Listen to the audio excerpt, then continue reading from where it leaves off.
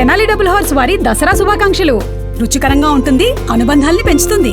నమస్తే, తెలుగు న్యూస్కి స్వాగతం. నేను గోపీకృష్ణ. విక్రమ్ పూలా గారు సీనియర్ జర్నలిస్ట్, అనలిస్ట్ ఉన్నారు మనతో. నమస్కారం విక్రమ్ గారు. నమస్కారం గోపి గారు. విక్రమ్ గారు, ఆంధ్రప్రదేశ్ ప్రజల శాపమో పాపమో తెలియదు కానీ ఇవన్నీ గతంలో మాట్లాడుకున్నవే. ఒక రాజధాని అంటూ కాన్స్టాంట్గా లేనటువంటి ప్రాంతంగా తయారైపోయింది. సరే, చంద్రబాబు నాయుడు మళ్ళీ అధికారంలోకి వచ్చిన తర్వాత అమరావతి ప్రాంతానికి సంబంధించి కేంద్రం బడ్జెట్లో ప్రవేశపెట్టడం, దానికి సంబంధించినటువంటి నిధులు ప్రపంచ బ్యాంకు ఆమోదించడం, ఇవన్నీ జరిగిపోయిన తర్వాత అమరావతి రాజధాని కాబోతుంది, దీని మీదనే పెట్టుబడులు పెట్టబోతున్నారు, త్వరలోనే రేపు డిసెంబర్ నుంచి పనులు మొదలు పెట్టబోతున్నాను మొన్ననే చంద్రబాబు కూడా చెప్పుకొచ్చారు. అయితే ఈ మధ్యలోనే ఆయన మాజీ ఐఏఎస్, రిటైర్డ్ ఏఎస్ శర్మ ఏపీసీఎస్కి లేఖ రాశారు. ఈఏఎస్ శర్మ ఏపీసీఎస్కి లేఖ రాశారు. రాజధానికి అమరావతి ప్రాంతం అనువైంది కాదు, ఇది కేంద్రమే ఎంపిక చేయాలి, దాని మీద పెట్టుబడి పెడితే అది చట్టరీత్యా నేరం అయ్యే అవకాశం ఉంది, ఎందుకంటే పార్లమెంట్ ఆమోదించి రాష్ట్రపతి ముద్ర వేయలేదు కాబట్టి అది నేరం అయ్యే అవకాశం ఉంది, సో పెట్టడానికి వీల్లేదు, కేంద్రమే ఏదో ఒక ప్రాంతాన్ని సూచించాలి అనేది ఆయన రాసినటువంటి లేఖ సారాంశం. ఈరోజే కొంతమంది సీనియర్ జర్నలిస్టులు కూడా ఈ విషయం మీద మాట్లాడుతూ తీసుకొచ్చారు. ఈ అంశాన్ని ఇప్పుడు ఈయన బయటికి తీసుకురావడాన్ని ఎట్లా చూస్తారు మీరు? ఫస్ట్ అసలు ఇప్పుడు అమరావతి రాజధాని అని తెలుగుదేశం పార్టీ చాలా స్పష్టంగా ఎన్నికల ముందు మేనిఫెస్టోలో పెట్టారు. అవును కదా, దానికి ప్రజల ఆమోదం లభించింది. అంతకుముందు జగన్మోహన్ రెడ్డి గారు 3 రాజధానులు అన్నారు. 3 రాజధానులు అని చెప్పి వైజాగ్లో మనందరికీ తెలుసు, అది ఎగ్జిక్యూటివ్ క్యాపిటల్ అని చెప్పి కొంత హడావుడి చేశారు. అది జరగలేదు. 3 రాజధానులు లేవు, ఒక రాజధాని కూడా లేదు. జనం ఫెడప్ అయిపోయారు. జనం ఫెడప్ అయిపోయిన తర్వాత మళ్ళీ అమరావతిలో రాజధాని అని తెలుగుదేశం పార్టీ చెప్పింది. అదేవిధంగా కూటమిలో భాగస్వామి పక్షాలు కూడా దానికి ఆమోదం తెలిపాయి. ప్రజలు మ్యాండేట్ ఇచ్చారు. తర్వాత చంద్రబాబు నాయుడు గారు కూడా ఆ స్థలాన్ని పరిశీలించారు. దాదాపు ఒక 2 రోజులు తిరిగారు అక్కడంతా. అక్కడ కట్టినటువంటి ఐఏఎస్ ఐపీఎస్ క్వార్టర్స్ కావచ్చు, ఇతరతర క్వార్టర్స్ కావచ్చు చేశారు. తర్వాత అక్కడ చెత్తా చెదారం ఇదంతా దాన్ని ఆల్రెడీ గవర్నమెంట్ ఒక ఇది కూడా ఇచ్చింది, దాన్ని అంతా క్లీన్ చేయడానికి. అంటే గవర్నమెంటు ఒక ఏజెన్సీకి అప్పచెప్పింది. ఒకటం టెండర్ కూడా పిలిచినట్టున్నారు దానికి. అది జరుగుతున్నది అదంతా. కనీసం అక్కడ ఏంటంటే వాటర్ లాగ్ అయిపోయినటువంటి పరిస్థితి, దాన్ని కూడా వాళ్ళు తీయలేదు. సో ఈ పనులన్నీ జరుగుతున్నాయి. తర్వాత రాజధాని కోసం మీరు అన్నట్టుగా పోలవరానికి రాజధానికి కేంద్ర ప్రభుత్వం ఇన్ ప్రిన్సిపల్ 15,000 కోట్లు రాజధాని కోసం ఇస్తామన్నారు. సరే, అది లాంగ్ టర్మ్లో అప్ప లేకపోతే గ్రాంట్గా ఇస్తారనేటువంటిది ఇంకా స్పష్టత లేదు. కాకపోతే అప్పు అని కొంతమంది, కాదు గ్రాంట్ అని కొంతమంది అంటున్నారు. ఏదేమైనప్పటికీ కూడా రాజధాని నిర్మాణానికి కేంద్ర ప్రభుత్వం మనీ ఇచ్చేటువంటి అవకాశం ఉన్నది, నిధులు ఇస్తున్నది అని వచ్చింది. ఈ సమయంలో శర్మ గారు లేఖ రాశారు. అంటే శర్మ గారు చాలా సీనియర్ ఐఏఎస్ ఆఫీసరు, రిటైర్డ్ అయ్యాడు. ఆయన ఎన్విరాన్మెంటలిస్టు. గతంలో కూడా తెలుగుదేశం అధికారంలో ఉన్నప్పుడు కూడా కొన్ని ఆయన పర్యావరణానికి సంబంధించి అక్కడ కొన్ని లేఖలు రాశారు. సో ప్రభుత్వం దాన్ని కాగ్నిజెన్స్లో తీసుకోలేదు, కానీ ఆయన లేఖలు సంధిస్తూనే ఉంటారు. జగన్మోహన్ రెడ్డి గారు సీఎం అయిన తర్వాత కూడా శర్మ గారు ఎక్కడ అటువంటి లేఖలు రాసినట్టుగా మనకు కనపడడం. అంటే ప్రభుత్వ ధనాన్ని ఏ విధంగా దుర్వినియోగం చేశారో మనం చూసాం. ఋషికొండ మీద దాదాపు 500 కోట్లతో ఒక గెస్ట్ హౌస్ లాంటిది నిర్మించినప్పుడు కానీ, లేకపోతే ఋషికొండని తవ్వేసినప్పుడు కానీ ఆయన ఎక్కడ కూడా శర్మ గారు లేఖలు రాయటం కానీ అట్లాగా ఎప్పుడు చేయరు. ఇప్పుడు మళ్ళీ తాజాగా అంతా జరుగుతున్నటువంటి సమయంలో ఒక గాడిన పడుతుంది. మళ్ళీ ఆంధ్రప్రదేశ్కి అమరావతి రాజధాని వస్తుంది అని అనుకుంటున్న సమయంలో మళ్ళీ ఆయన ఏదో ఒక లేఖ రాసి దాంట్లో చాలా విచిత్రమైనటువంటి అంశాలను జోడించారు. ముఖ్యంగా ఏంటంటే కేంద్ర ప్రభుత్వం జోక్యం చేసుకోవాలి అనేటువంటిది. అది మరి ఎందుకు ఆయన దేని ఆధారంగా చేశారనేటువంటిది మనకు తెలియదు. మనకు తెలుసు, రీఆర్గనైజేషన్ యాక్ట్లో ఏముంది, రాష్ట్ర ప్రభుత్వానికి వదిలిపెట్టేశాము, రాష్ట్ర ప్రభుత్వే అనువైనటువంటి దాన్ని ఎంచుకొని అక్కడ రాజధాని నిర్మించుకోవచ్చు అనేది ఉన్నది.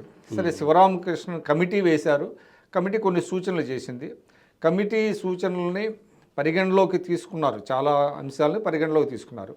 కాకపోతే అది దొనకొండలో పెట్టాలి, ఆ ప్రాంతంలో పెట్టాలి అనేటువంటి ఒక ప్రతిపాదన ఏదైతే ఉందో దానిని పరిగణలోకి తీసుకోలేదు. ఎందుకంటే కృష్ణా గుంటూరు జిల్లాల మధ్య ఉండేటువంటి ప్రాంతం అయితే బాగుంటుంది అనేటువంటిది చేశారు. పైగా 3 ప్రాంతాలకి రాయలసీమ, ఉత్తరాంధ్ర, కోస్తా ఈక్వల్గా ఈక్వల్ డిస్టెన్స్ ఉంటుంది అన్నిటికీ. ఉండేదానికి చేశారు. తర్వాత మనందరికీ తెలుసు అది సెల్ఫ్ ఫైనాన్సింగ్ ప్రాజెక్ట్ కింద తీసుకున్నారు అనేది. ఇవాళ శర్మ గారు లేఖ రాసి అందులో ప్రస్తావించినటువంటి అంశాలు రాష్ట్ర ప్రభుత్వం పరిగణలో తీసుకునేటువంటి అవకాశం లేదండి. అట్లానే కేంద్ర ప్రభుత్వం పరిగణలో తీసుకునేటువంటి అవకాశం కూడా లేదు. ఎందుకంటే కేంద్ర ప్రభుత్వానికి అక్కడ వాళ్ళకేమీ సంబంధం లేదు. ఎందుకంటే చట్టంలో చాలా స్పష్టంగా ఉంది. పైగా ఆల్రెడీ ఒక ప్రాసెస్ కొంత జరుగుతున్నది, వర్క్స్ కూడా మొదలైపోయినటువంటి పరిస్థితిలో ఉన్నది.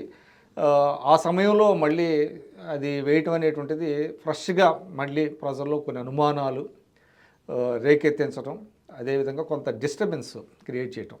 నేను అనుకోవటం ఏంటంటే రాష్ట్ర ప్రభుత్వం దాన్ని పెద్దగా కాగ్నిజెన్స్లోకి తీసుకొని అయితే వాళ్ళ దృష్టికి అయితే రాష్ట్ర ప్రభుత్వం తీసుకోకపోవచ్చు, కానీ ఇది ఏమన్నా మీరు అన్నట్టు డిస్టర్బెన్స్ క్రియేట్ చేయడానికో లేకపోతే ఇంకేదన్నా శక్తుల వెనక ఇన్ఫ్లుయెన్స్ వల్ల ఈయన ఏమన్నా ఇట్లా చేయి ఇలాంటి లెటర్లు రాస్తున్నాడేమో అని అనుకోవడానికి అవకాశం ఉంటుంది. అంటే శర్మ గారి ఇంటిగ్రిటీని నేనైతే అంటే అనుమానించలేము. ఎందుకంటే ఆయన వెనక రాజకీయ శక్తులు ఉన్నాయా లేదా అనేది మనం చెప్పలేము.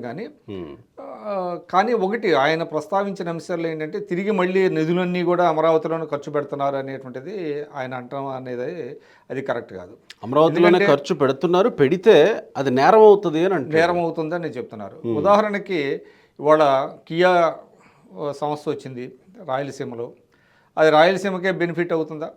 అదేవిధంగా రీసెంట్గా మన లోకేష్ గారు టీసీఎస్ మిగతా కొన్ని వాళ్ళు చేస్తే 10,000 ఉద్యోగాలు కల్పించేటువంటి కొన్ని పరిశ్రమలు అక్కడ తీసుకురావడానికి ఇన్ ప్రిన్సిపల్ వాళ్ళు అంగీకరించారు. కాబట్టి మిగతా జిల్లాలో వాళ్ళంతా వైజాగ్లోనే వస్తున్నాయి, మాకు రావట్లేదు అని అంటారా? ఒక్కొక్క ప్రాంతంలో కొన్ని అనువైనటువంటి పరిస్థితులు ఉన్నాయండి. మనందరికీ తెలుసు అది ఏకరీతిన ఉండదు రాష్ట్రం. అక్కడ ఉండేటువంటి ల్యాండు, తర్వాత మిగతా ఇన్ఫ్రాస్ట్రక్చరు, వీటిలన్నింటిని దృష్టిలో పెట్టుకొని ఏ ప్రాంతంలో ఏ పరిశ్రమలు పెట్టాలనే దాని మీద ప్రభుత్వానికి ఒక ఇది ఉంటుంది. దానికి అనుగుణంగా అక్కడ పెడతారు తప్ప వేరే ఇక్కడ పెడితే వేరే ప్రాంతం ఇదవుతుంది, నష్టపోతుంది, మొత్తం అక్కడే పెడుతున్నారు అనేటువంటి ఆర్గ్యుమెంట్ ఏదైతే ఉన్నదో అది కరెక్ట్ కాదు. వాళ్ళ మనకి కోస్టల్ ఉంది, కోస్టల్లో మీకు ఏం చేస్తున్నారు, ఆ తీర ప్రాంతం మొత్తం మీకు ఆక్వా రిలేటెడ్ సముద్ర ఉత్పత్తులకు సంబంధించినటువంటి ఎక్స్పోర్ట్స్ ఇలాంటివన్నీ దాన్ని డెవలప్ చేయడానికి చేస్తున్నారు. కాబట్టి అది మిగతా వాళ్ళకి అభ్యంతరం ఏముంటుంది? కాబట్టి ఏదైతే శర్మ గారు రాసినటువంటి లేఖ సరే మీడియాలో కొంత హైలైట్ అయినటువంటి మాట వాస్తవం, మరి రాష్ట్ర ప్రభుత్వం స్పందిస్తుందా లేదా అనేటువంటిది కూడా మనం చూడాలి. అంటే ఇప్పుడు ఒకవేళ పార్లమెంట్ ఆమోదించి రాష్ట్రపతి ఆమోద ముద్ర వేయకుండా దానికి సంబంధించి నిధులు ఖర్చు పెడితే నేరం అవుతుందని ఇప్పుడు ఈయన మాట్లాడుతున్నారు కదా.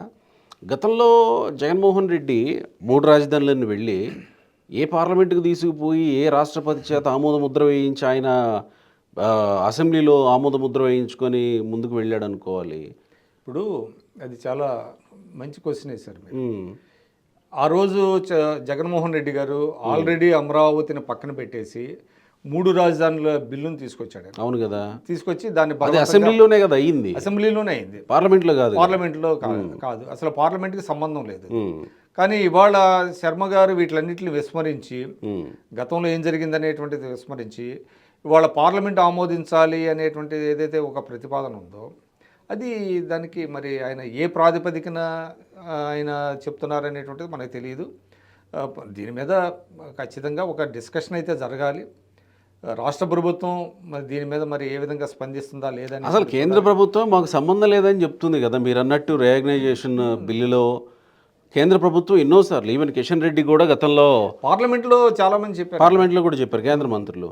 కిషన్ రెడ్డి కేంద్ర మంత్రిగా ఉన్నప్పుడు ఆయన చెప్పుకొచ్చారు ఇది కేంద్రమే రాష్ట్రం పరిధిలో తను నిర్ణయించుకునేటువంటి ఇది అని. రాష్ట్ర రాజధాని నిర్ణయించుకునే స్వేచ్ఛ ఆ రాష్ట్రానికి ఉంది అనేటువంటిది టైమ్ అండ్ అగైన్ కేంద్ర ప్రభుత్వం చెప్పింది అనేక సందర్భాల్లో. విజయసాయి రెడ్డి గారు వేసినటువంటి ప్రశ్నలు కావచ్చు, లేకపోతే తెలుగుదేశం పార్టీకి చెందినటువంటి సభ్యులు కావచ్చు, పార్లమెంట్లో వేసినటువంటి క్వశ్చన్స్ మనకు కావాలంటే రికార్డ్స్లో ఉంటాయి కదా. అవునవును ఉంటాయి.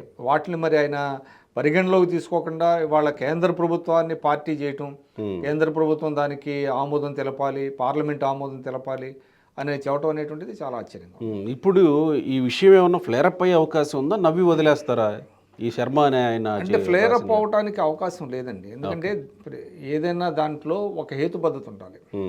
అంటే ఒక ఇష్యూ ఉంటే దాంట్లో హేతుబద్ధత ఉండి, దాంట్లో ప్రజలకి ఏదన్నా అన్యాయం జరుగుతుంటే ప్రజల సెంటిమెంట్ దెబ్బతినేటువంటి అవకాశం ఉంటే అది ఫ్లేర్ అప్ అవుతుంది తప్ప, ఇవాళ రాష్ట్ర ప్రజలందరూ కూడా నేను ఇందాకే చెప్పినట్టుగా ఎలక్షన్స్ ముందే ఇదేమీ దాయి లేదు కదా, దాపరికం లేదు కదా.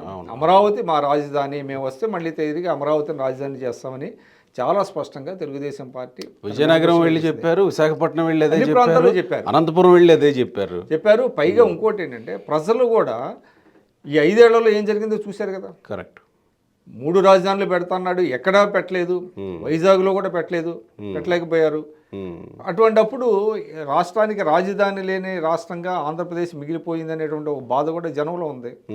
కాబట్టి ఒక అమరావతిని డెవలప్ చేయాలని లేదు కదా, అన్ని ప్రాంతాల్లో డెవలప్ చేయడానికి కొన్ని ప్రణాళికలు వేస్తున్నారు, ప్రణాళికలు రూపొందిస్తున్నారు, దాన్ని ఇంప్లిమెంటేషన్ జరుగుతున్నది ఆల్రెడీ ఇప్పటికే. బహుశా ఒకవేళ వైసీపీ కానీ ఈ అంశాన్ని నెత్తికెత్తుకుంటే నవ్వులు పాలవుతారేమో కదా ఇక మీదట ఇలాంటి అంశాన్ని నెత్తికెత్తుకుంటే. ఎందుకంటే మొన్న మధ్యకాలంలో ఒక ఇంటర్వ్యూలో మాట్లాడుతూ అజయ్ కల్లం కూడా ఈ విషయాన్ని ప్రస్తావించాడు. అసలు రాజధానికి అమరావతి ప్రాంతం నాట్ సూటబుల్ అండి అని పక్కాగా చెప్పేశాడు ఆయన. సో వైసీపీ వాళ్ళు చెప్తారు, ఎందుకంటే వైసీపీ వాళ్ళు ఆ నెరేటివే వాళ్ళు కంటిన్యూ చేస్తారు. ఇప్పటికీ చేస్తారు, ఇప్పటికీ చేసే ధైర్యం చేస్తారు. ఎందుకు చేయరు వాళ్ళు? ఎందుకంటే వాళ్ళ ఏదైతే ఎన్నికల్లో ఓడిపోవచ్చు కాక, కానీ వాళ్ళు ఆ నెరేటివ్నే కొనసాగిస్తారు, ఆ స్టాండ్లోనే ఉంటారు. కాబట్టి దాన్ని మనం పట్టించుకోవాల్సిన అవసరం లేదు. వాళ్ళ ప్రజలకి కావాల్సింది రాజధాని కావాలి. మళ్ళీ ఈ ప్రాసెస్లో ఏమవుద్ది, 5 ఏళ్ళు అవుతుంది. ఇప్పుడు శర్మ గారు చెప్పినట్టుగా మళ్ళీ పార్లమెంట్ ఇదంతా అయితే ఇంకా కంటిన్యూ అవుతానే ఉంటుంది. కాబట్టి నేను అనుకోవటం, మరి ఆయన తనంతట తానుగా లేఖ రాశారా, మీరు ఇందాక అన్నట్టుగా ఎవరన్నా వేరే వెస్టెడ్ ఇంట్రెస్ట్ అంటే కంప్లీట్గా వైసీపీ ఏవైతే మాట్లాడుతుందో అవే కనపడుతున్నాయి కదా. ఇప్పుడు ఈయన లెటర్ రాశారు అని వైసీపీ వాళ్ళు కూడా అనలేదుగా, పార్లమెంట్ ఆమోదం. గతంలో వైసీపీ ఇవే అంశాలు ప్రస్తావిస్తూ వచ్చింది కదా. అమరావతి సూటబుల్ కాదని అన్నారు తప్ప పార్లమెంటుకి ఆ విషయాన్ని వాళ్ళు కూడా అనలేదు, ఎందుకంటే వాళ్ళు చేయలేదు కదా. కరెక్ట్. కాబట్టి శర్మ గారి లెటర్కి అంత నేను కొట్టడం అంత క్రెడెన్స్ లేదు, దాన్ని ఎవరో పెద్దగా పట్టించుకునే అవకాశం లేదనుకుంటున్నాను. Right sir, thank you.